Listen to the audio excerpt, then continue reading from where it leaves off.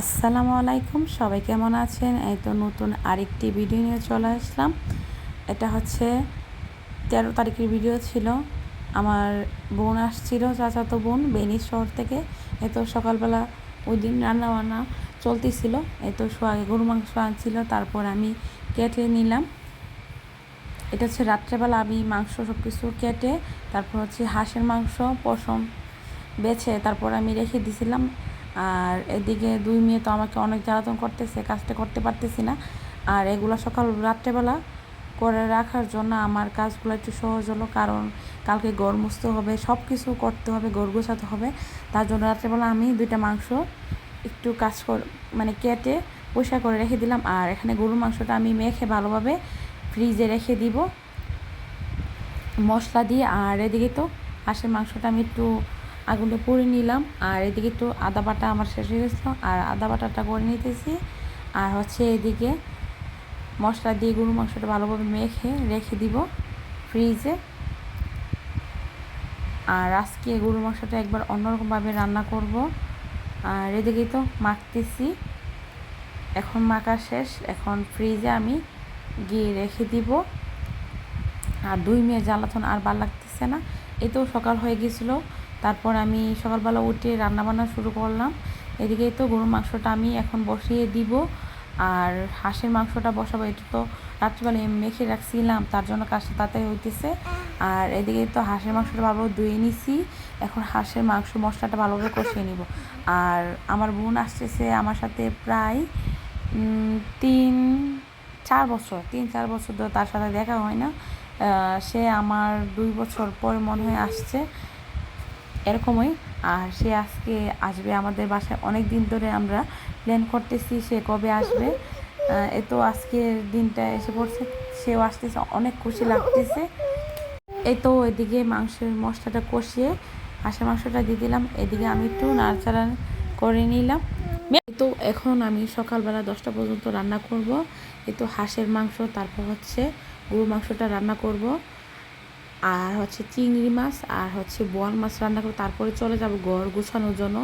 দুহার আস্তে আস্তে নাকি সন্ধ্যা হবে, তার জন্য এত কাজটা এত তাড়াতাড়ি করতেছি না, আস্তে দেরি করতেছি। এত রান্না শেষ করে তারপরে দুই মেয়েকে কিছু করবো, ঘর মুছবো, বিছনা গুছাবো, তারপরে ঘর দর পরিষ্কার করে তারপর আবার দুপুরে খাবার শেষ করে চলে আসবো রান্না করার জন্য।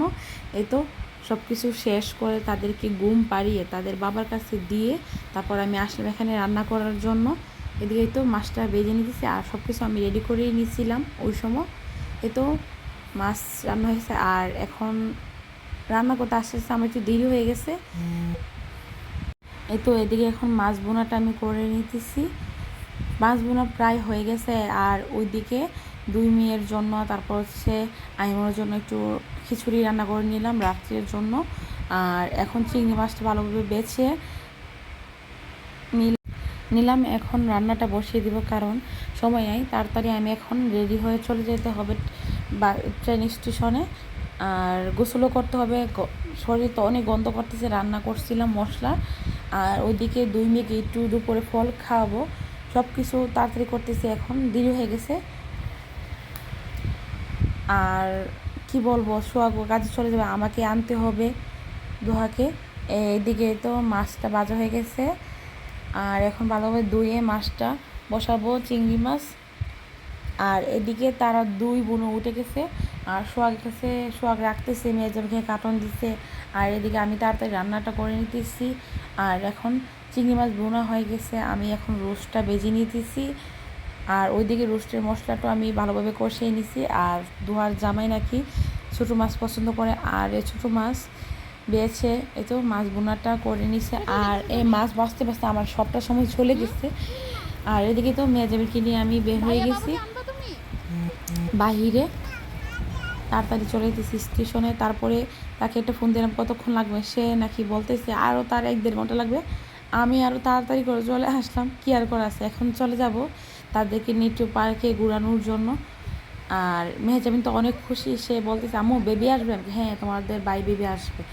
আর এই তো স্টেশনে চলে আসলাম, সে আমার আগেই সব কাজ করে নেই। এই তো লিফটে উঠে গেলাম, এই তো স্টেশনে এসে বসে আছি বাহিরে। আর এই তো ট্রেনে আওয়াজ শুনে তাড়াতাড়ি চলে গেলাম স্টেশনের ভিতরে। আর দেখলাম চলে যেতেছে, আসতেছে না। আর এখন দেখতেছি একটা ট্রেন আসতেছে, আর সে আসছে। তাকে দেখে আমি অনেক খুশি হয়েছি, অনেক দিন পরে দোয়ার সাথে দেখা। আর মেহেজাব মেরিমাকে নিয়ে চলে যেতেছি। তারা একটু বই পাইছিল, কারণ তারা বেশি মানুষ দেখতে পারে না। আর দোহাকে তো চিনে, তাকে আজকে প্রথম দেখতেছি। মোবাইলে আবার দেখতো, ওই সময় তাদের চিনতো, দোহান্টি রোহান্টি বলতো। আর এখন সরাসরি দেখতেছে না। আর দোহার ছেলে তো আল্লাহ সবার কাছে সে যায়, মাশাল্লাহ, সে অনেক সুন্দর। আর এই তো চলে যেতেছি বাসায় তাড়াতাড়ি করে। মানে মানে অনেক দেরি হয়েছে, তারা খাওয়া দাওয়া করছে না দুপুরে, এই ট্রেনের মধ্যে জার্নি করতেছে। আর এদিকে এসে আমি তাড়াতাড়ি খাবারগুলো বেড়ে নিয়েছি গরম করে।